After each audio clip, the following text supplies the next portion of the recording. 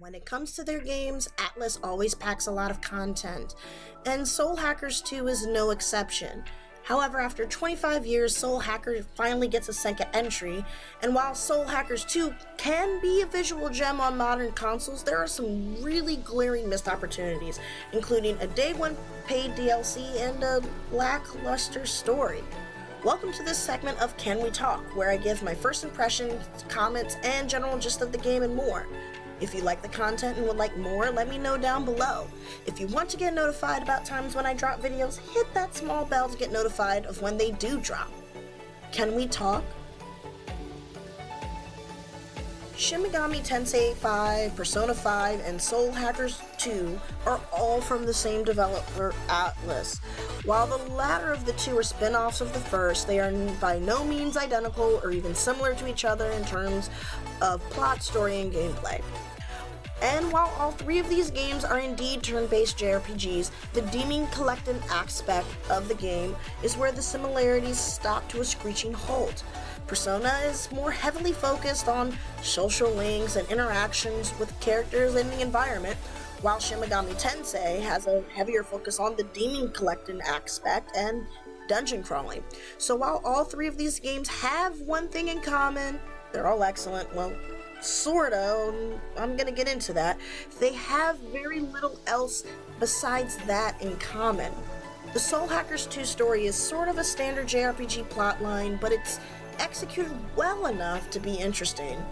Well, it takes all of that basicness and adds a dash of something new.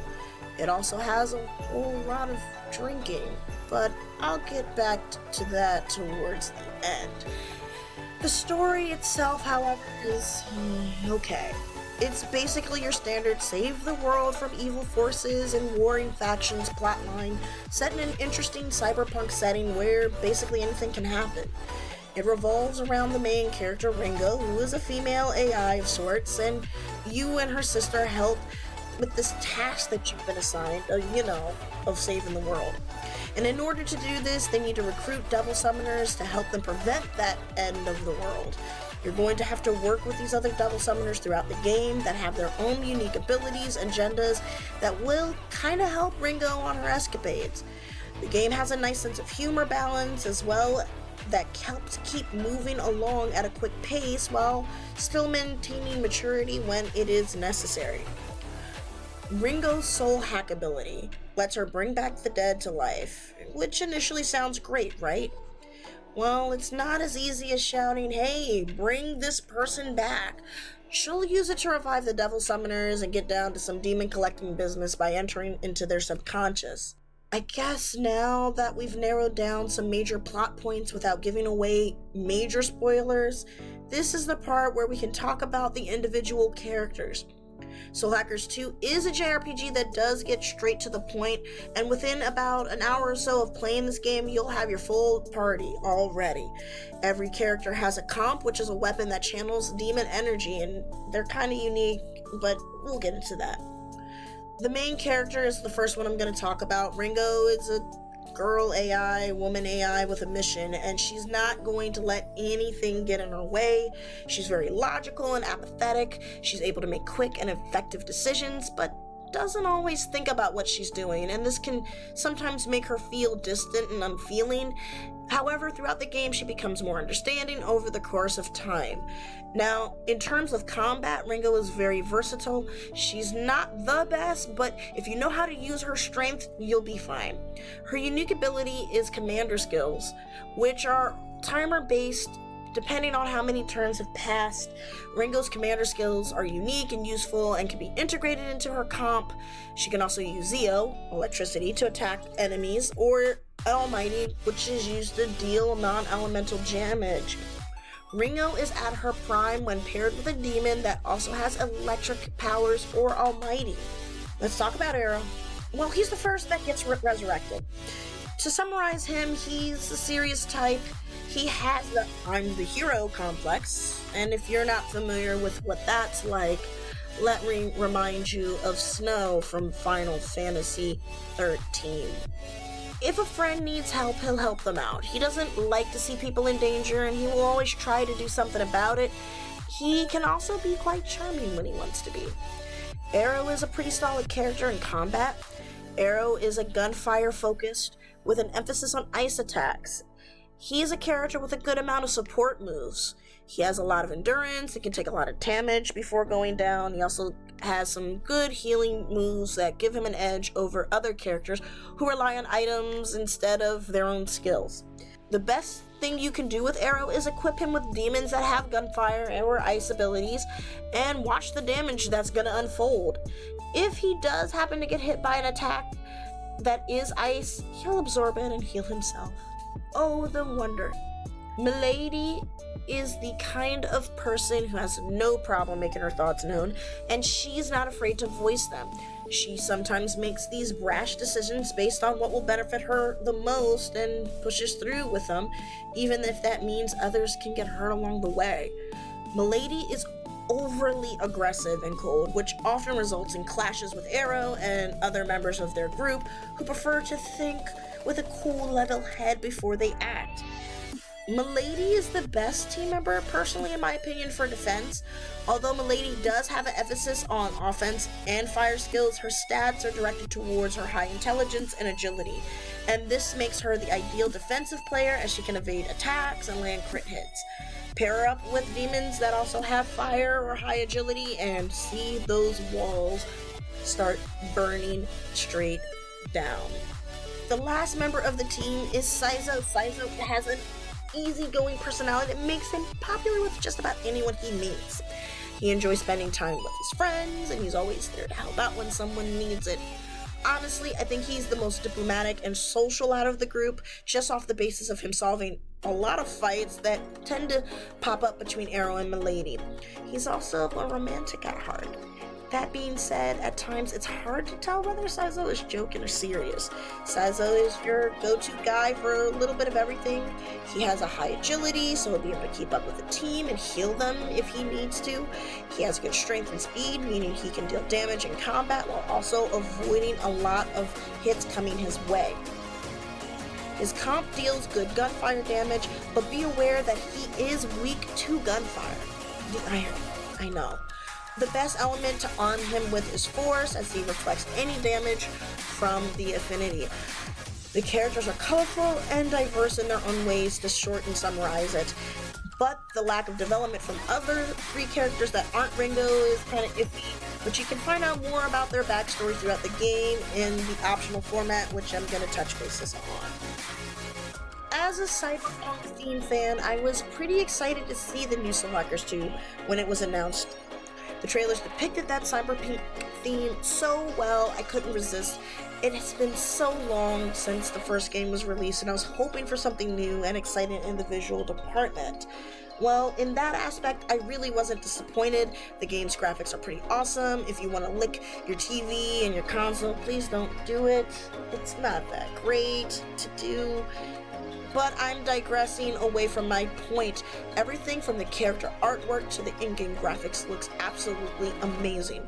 The different locations you visit within the city are also dynamic and cyberpunky that you'll just want to move there, but don't, because it's only a game. Also, the design makes you want to keep playing. The character designs of Soul Hackers 2 are pretty impressive considering how much detail is on them. I was disappointed when it came to the actual designs and layouts of the dungeon in the game. That's my biggest gripe. They're just not visually captivating.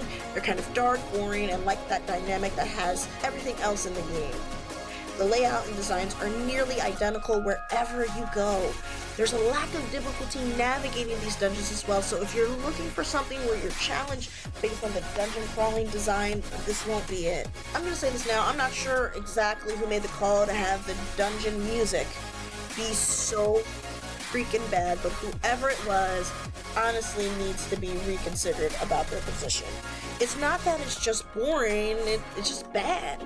And when you're playing a game or doing something that requires effort and repetition, you need music that can help you out with that and sometimes make the game feel a little bit more better or up-paced. Dungeon music doesn't just do that because it's not there, it's just blank and empty, and it's like going through the dungeons with a long drawn out grinding slog. And in my opinion, this is a travesty of justice. And if I ever finally decided to do this to us all, I'll make sure to have my voices and opinions known. But aside from the battle music, audio from the individual characters, I don't have a problem with it for now. Ringo is the first speaking protagonist for this series, so let's leave the voice actors alone for now. If you played a Shin Megami Tensei game, you should be perfectly fine with the battle system of this game. It's turn-based and has several phases in each combat scenario. Use the demons you collect through the dungeons to support, attack, etc. for your party. Fusions, you know. If you manage to strike an enemy's weak spot, you will add one demon to your stack. Before your turn ends, you'll be able to perform a move that's called Sabbath. The Sabbath move attacks all the enemies on the battlefield, but only if you hit their weak spot. Sabbaths aren't just for Ringo either, and you can also add skills that affect the Sabbath as well. Taking the time to explore the weaknesses of the different enemies always will play in your best interest, and those that are familiar with the all-out attack in Persona 5, think of it like that, but with a little flavor. Another thing that really was amazing for me with Soul Hackers 2 is that each member can equip a demon as well. It's not just the main protagonist. And this leads up to endless different builds and combat possibilities.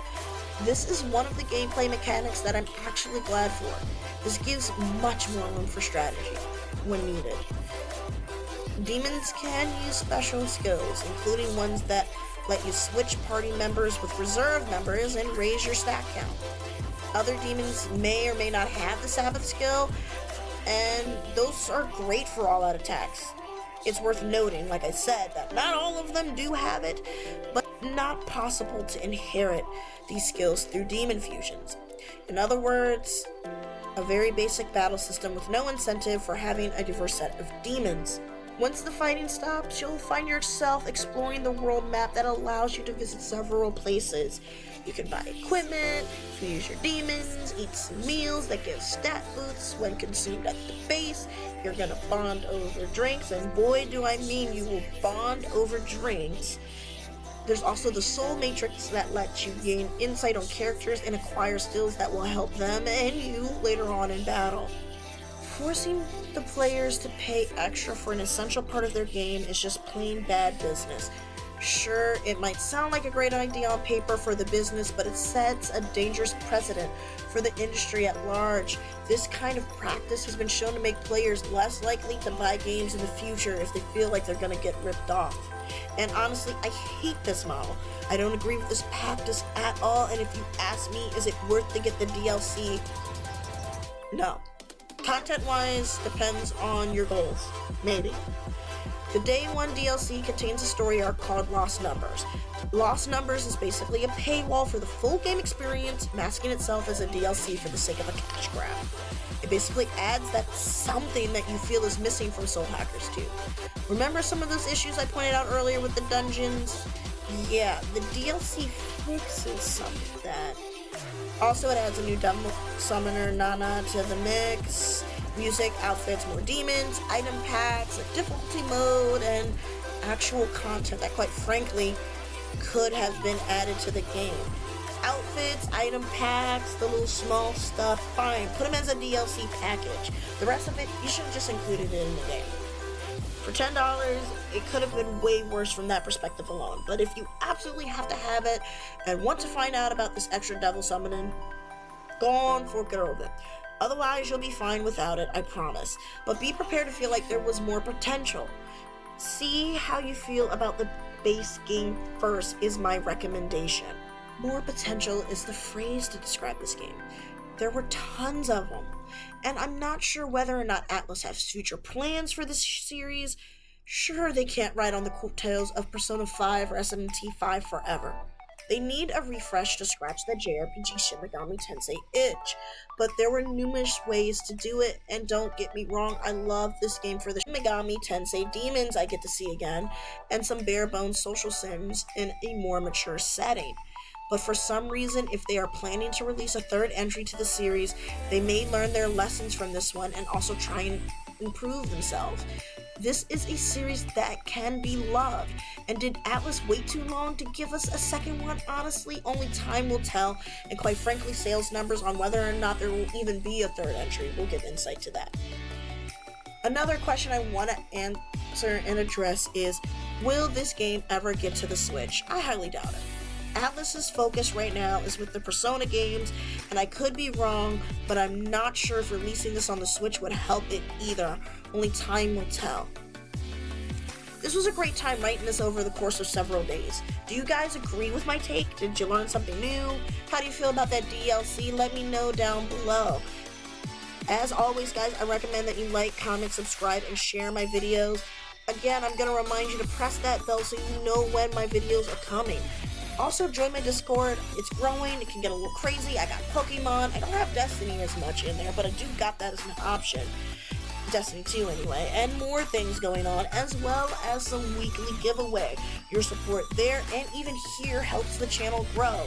That's it for me today, guys. I'm putting the keyboard and the mouse down so I can relax. And remember, guys, to really play games.